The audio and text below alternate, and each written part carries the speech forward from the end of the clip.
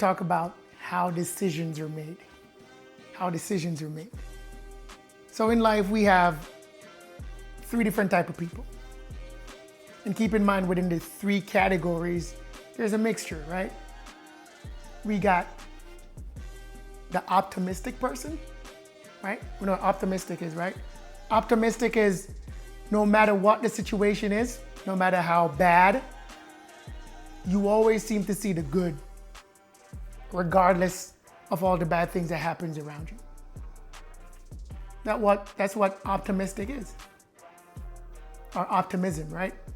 Seeing good in any bad situation. Seeing good all the time. Seeing the glass half full instead of half empty. Okay? Optimism. Optimistic. So that's one type of person. The next type of person is the pessimistic person. Pessimism, right? This is where no matter what, even on a good days, you still happen to see the bad things that could potentially happen. You be on a vacation, having a good ass time, and all you can think about is when the vacation ends and you got to go back to work. Or even though life is good right now, I'm sure something bad is going to happen. Or, hey, life don't stay this good all the time. So you always try to find the negative regardless of the positive outcome. That's a pessimistic person, okay? And then last but by no means least, we have the realistic person. Realism is a balance between pessimistic and optimistic. However, realism comes more with facts, numbers,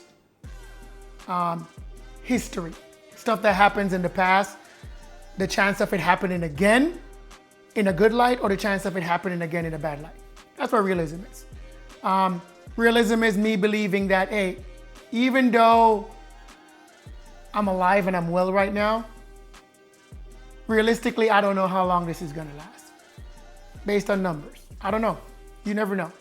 The realistic approach is, hey, based on the statistics, this is what could potentially happen. Am I willing to take that chance or not? That's a realistic approach, okay? So we talked about the three different type of people. The optimistic person, the pessimistic person, and now we just talked about the realist person, right? So all three. In making decisions, all three aspects comes into play. And sometimes you're optimistic, sometimes you're pessimistic, and sometimes you're a realist. Because we all know stuff happens, right? The problem is to have that balance between all three. Okay?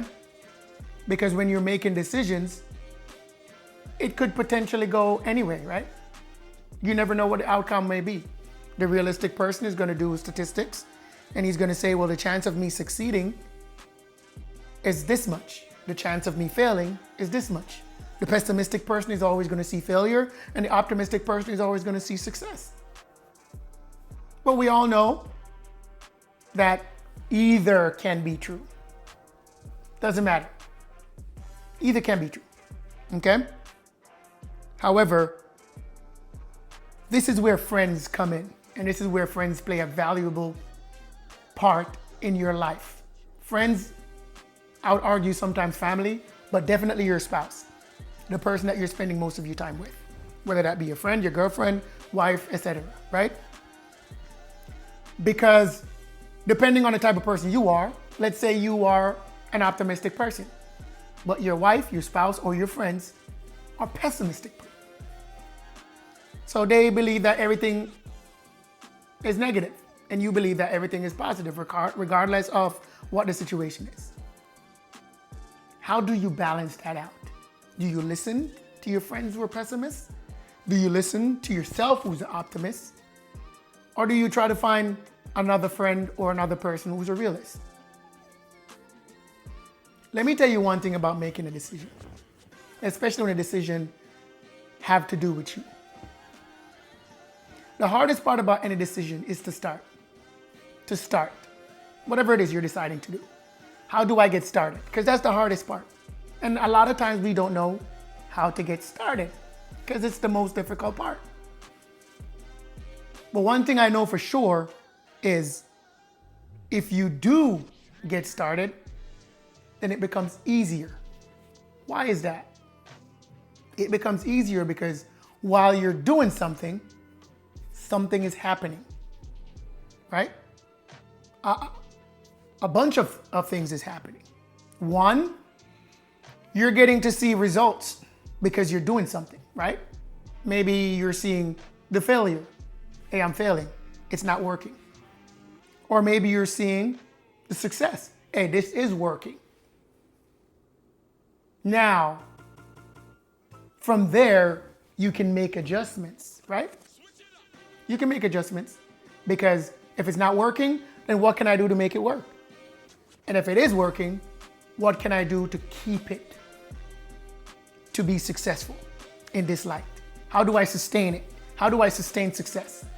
And how do I get rid of failure? That's the question that needs to be asked. Now, the pessimistic approach is going to be like, hey, even though I'm winning right now, there's a chance that I could be failing. Or what will happen if I start to lose? The optimistic approach would be like, hey, I'm winning. If I keep doing this, then I'm sure I'll keep winning. And the realistic approach would be, what are the statistics of me keep winning? Or what are the statistics of me losing in the future? Like, what are the numbers? The bottom line is when you're making a decision is, if you decide you want to do something, don't be swayed by the pessimism. Don't be swayed by the optimism. Don't be swayed by the realism. Just do it. Just do it. Just do it. That's the hardest part, to just do it, to get started. So my advice to you is when you're making a decision to do something, yes, you can think about it. You think about the realistic approach, you think about the pessimistic approach, and you think about the optimistic approach. However, the only way to know for sure what the result is going to be is to do it. So go ahead and do it. That's the only way. It's the only way to know what the results is going to be. Just do it. That's my 2 cents on making decisions. I hope this helped you in some way, shape, or form. If not, hey, try your way, but just do it.